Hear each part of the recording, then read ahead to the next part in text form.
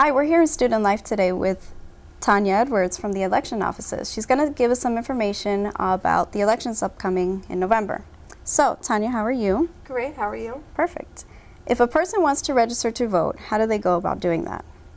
Well, a person can log on to our website, which is www.browardsoe.org, and they can download the voter registration application from our website, print it out, complete it, and they can mail that application back into our office with a copy of their photo ID. Or they can go to any local library or any DMV, which is the Driver's Department of Motor Vehicle, where they can go and they will have the forms there as well, and they can register to vote at any one of those locations. Sounds good. What are some of the things people need to know to get ready to vote? Well, a person would need to know if they're actually registered. Some people think they're registered and they really aren't. So we would ask that voters would contact our office by calling 954-357-7050 and to find out if they're actually registered, to find out their voting status. And we'll be able to inform them if they are registered or not, as well as where their polling place is. Voters need to know exactly where they would need to go to vote on Election Day.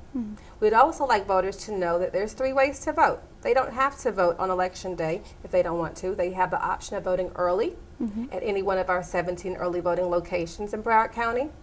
And early voting starts October 27th through November 3rd.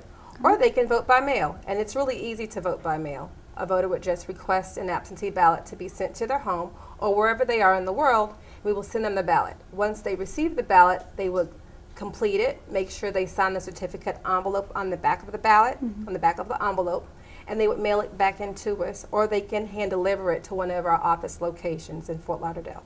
Sounds easy enough. Besides the president, what else can voters expect to see on the ballot? Voters can expect to vote on various contests that will be on the ballot, such as U.S. Congress, State Senate, State Representative. There'll be various constitutional offices on the ballot, such as Sheriff's Office, school board members, as well as judges, along with the 12 state amendments that'll be on the ballot.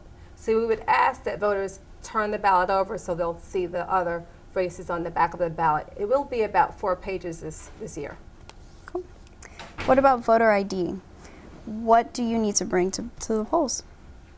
Well, a Broward County voter or a Florida voter, they have a choice of 9 different forms of identification they can use in order to bring to the polls to vote.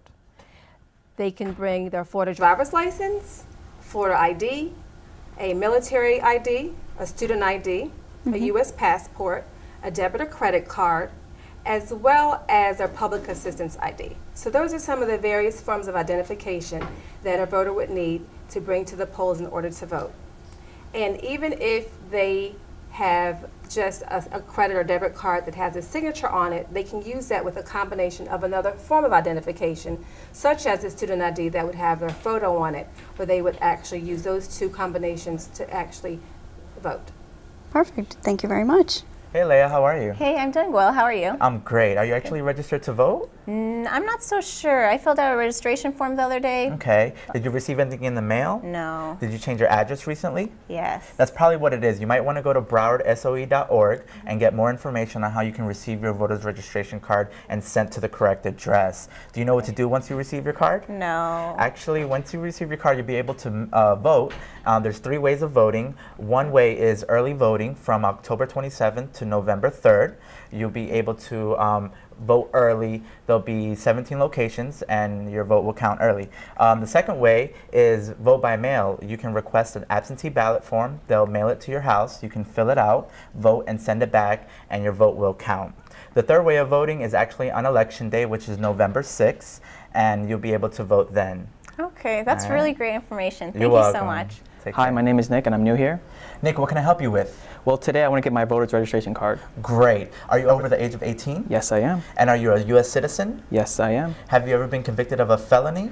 No, I have not. Okay, because if so, then you might have to restore your rights. Have you ever been found mentally ill by the court of law? No, I have not. Great. Well, you meet all the requirements to register to vote. All you need to do is go to Broward soe.org. You'll be able to download the form, you'll be able to fill it out, and they'll send you the card in the mail.